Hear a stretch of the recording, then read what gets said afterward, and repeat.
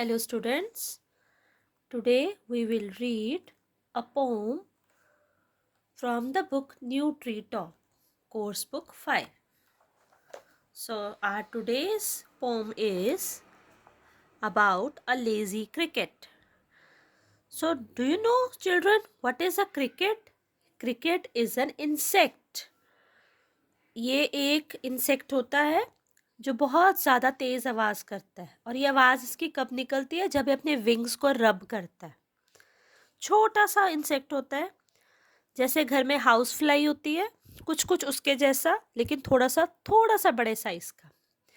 तो ये पोम है, इसमें हम पढ़ेंगे एक क्रिकेट इंसेक्ट के बारे में, लेजी क्रिकेट इंसेक्ट है जो इसको हिंदी में बोलते हैं झिंगुर और एक चींटी के बारे में।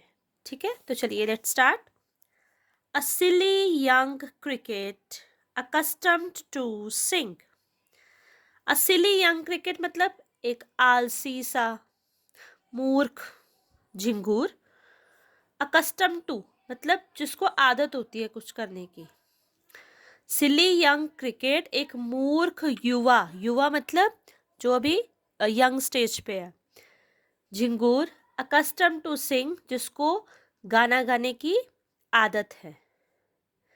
Through the warm sunny months of gay summer and spring, उसको समर के मतलब ग्रीष्म ऋतु, गर्मी की ऋतु में, और वसंत ऋतु में, गर्म जो धूप वाला मौसम होता है उसमें उसको गाना गाने की आदत है।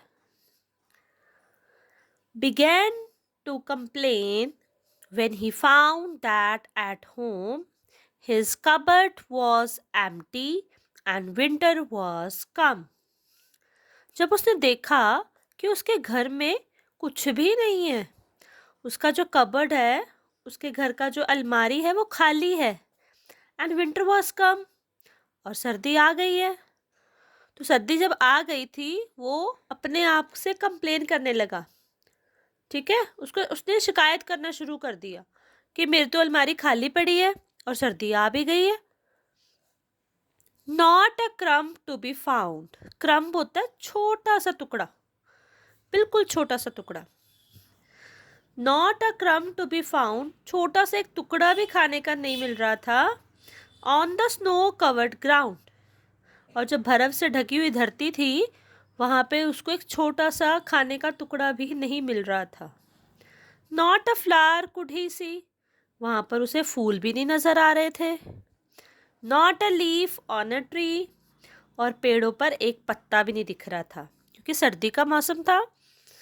ओह व्हाट विल बिकम, नहीं, ओह मेरा क्या होगा। Says the cricket of me, oh what will become says the cricket of me, ओह मेरा क्या होगा, झिंगुर ने कहा।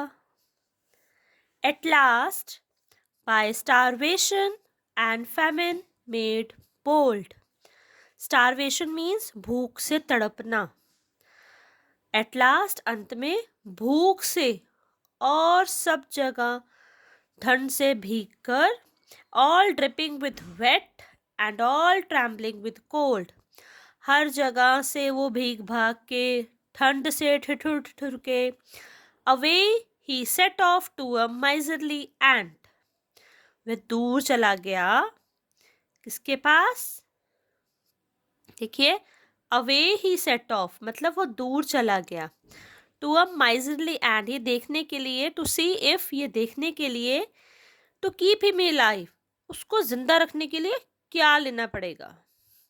He would grant him shelter from rain, अब उसको था अब इसको क्या मिलेगा, उसको हिम शेल्टर फ्रॉम रेन, क्या उसको बारिश से बचने के लिए एक छत चाहिए मिलेगी।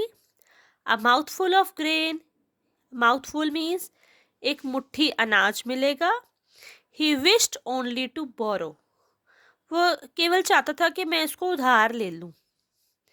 ही वुड पे it tomorrow, repay it tomorrow, और कल वो उसको चुका देगा, वापस कर देगा। बोरो मीन्स किसी से पैसे लेना, उधार लेना। तो वो चाहता था कि मैं सिर्फ इससे उधार लूँ, एंड ही वुड पे रिपे इट टुमारो, और उसको दोबारा वो कल को वापस कर देगा। इफ नॉट हेल्प, अगर मदद नहीं मिली, he must die of starvation and sorrow, वो तो भूख से और दुख से मर ही जाएगा.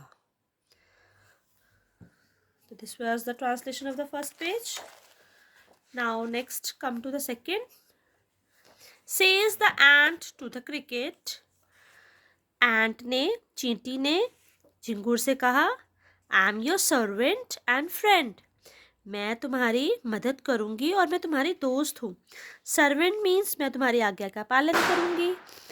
बट वी एंट्स नेवर बोरो, पर जो हम चींटियाँ हैं कभी भी उधार नहीं देती.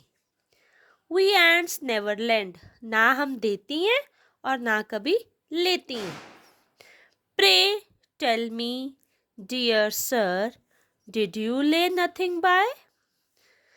उसने बोला कि बताओ सर. सर किसको कहा है? एंट ने क्रिकेट को बोला है कि did you lay nothing by, क्या आपने कुछ भी नहीं रखा अपने पास. When the weather was warm, जब गर्मियों का मौसम था, क्या तब आपने कुछ भी नहीं अपने लिए संभाल के रखा.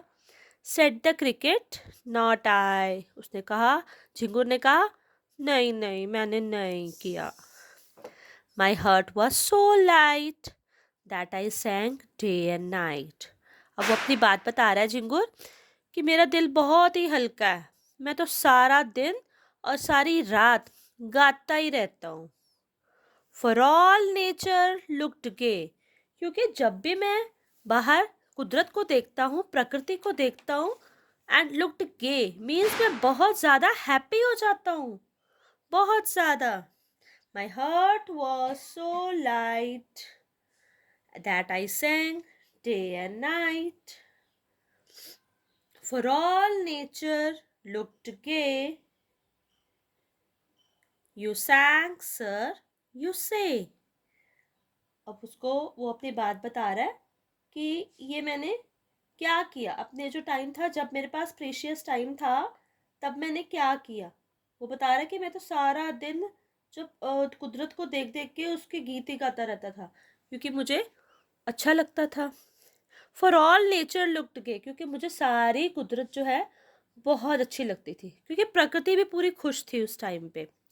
यू सैंग, तुमने गाया. सर, यू से, तुम कहते हो. गो देन, तो जाओ. सेट द एंट, चींटी ने कहा. एंड सिंग विंटर अवे, और गाते हुए सर्दी को दूर भगा दो. मतलब उसने बोला कि आपने कुछ नहीं किया ना, आपने खाने के लिए सामान ही नहीं इकट्ठा किया, तो अभी भी क्या करो, आप गाना ही गा लो और सर्दी धूप भाग जाएगी. Thus ending, he hastily lifted the wicket. Hastily means बहुत जल्दबाजी में, ठीक है. इस तरह बात खत्म करते हुए लिफ्टेड द विकेट, मतलब उसने जल्दी से विकेट उठाया. किसने? क्रिकेट ने, झिंगुर ने. And out of the door turn the poor little cricket, और बेचारे छोटे झिंगुर को दरवाजे से बाहर कर दिया. किसने उठाया था? किसने उठाया? देखिए, चींटी ने उठाया. चींटी ने किसको भगाया? झिंगुर को भगाया. दो दिस इज अ फेबल, हालांकि ये क्या है? Fable means a short story, छोटी सी कहानी है. द मॉरल इज गुड, पर इससे हमें सीखने वाली चीज़ बहुत अच्छी मिल रही है, सबक बहुत अच्छा मिल रहा है. If you live without work, अगर आप बिना काम के रहते हो, you must live without food, तो आपको बिना खाने के भी रहना होगा. The moral of the story is कि अगर आप जिंदगी में मेहनत नहीं करते हो राइट टाइम पे, तो आपको बाद में उसका भुगतना पड़ता है. तो अबाउट दिस स्टोरी हम सेंट्रल आइडिया ये है हमारा कि जो हमें बहुत ही रियलिस्टिक मैसेज दे रही है ये पोम, कि अगर हम अपने फ्यूचर की प्लानिंग्स अभी से नहीं करेंगे, हम सोचेंगे नहीं, तो हमें बाद में जाके उसके लिए पछताना पड़ेगा. और जो क्रिकेट स्टोरी में है वो रिप्रेजेंट कर रहा है उन ह्यूमन बींग्स को जो बहुत ही केयरलेस होते हैं, जो टाइम का फुल यूटिलाइजेशन नहीं करते हैं, प्रॉपर टाइम पे नहीं पढ़ते हैं. फॉर एग्ज़ाम्पल स्टूडेंट्स की, जैसे पूरा साल बच्चे इंजॉय करते रहते हैं और एग्ज़ाम्स के बाद उनको आके डर लगता है और एग्ज़ाम्स में वो फेल हो जाते हैं. इट मीन्स उनको क्या करना चाहिए? उनको डेली थोड़ा थोड़ा पढ़ना चाहिए. क्योंकि अगर वो थोड़ा थोड़ा पढ़ के रखेंगे तो उनको टेस्ट में या फिर एग्ज़ाम्स में फाइनल में प्रॉब्लम्स नहीं आती। तो वैसे ही हमारी लाइफ में अगर हम फ्यूचर प्लानिंग्स करेंगे तो हमें भी कोई भी ऑकवर्ड सिचुएशन फेस नहीं करनी पड़ेगी। क्योंकि जो लोग ऐसा करते हैं वो उनकी सिचुएशन बहुत वीक हो जाती है और वो पीपल जो है बहुत ही ज़्यादा दुखी रहते हैं सारी ज़िंदगी भर। तो हमें एंट्स की तरह बोल्ड बनना चाहिए। एंट्स जो हैं वो देखती नहीं है सर्दी है या गर्मी है, सर्दियों में तो सारी एंट्स छिप जाती है ना, तो वो क्या करती हैं पूरी गर्मियों में पूरी मेहनत करके अपने लिए स्टॉक जमा कर लेती हैं ताकि विंटर्स में वो बैठ के आराम से खाएं। वो किसी से ना बोरो करती हैं ना किसी से लेंड करती हैं, ठीक है, और वो हमेशा के लिए खुश रहती है। क्यों? क्योंकि उन्होंने अपनी लाइफ की प्रॉपर प्लानिंग की होती है। तो प्लानिंग इज़ वेरी इंपॉर्टेंट, ठीक है। We should be like the ant not the cricket. It makes our life comfortable. Thank you.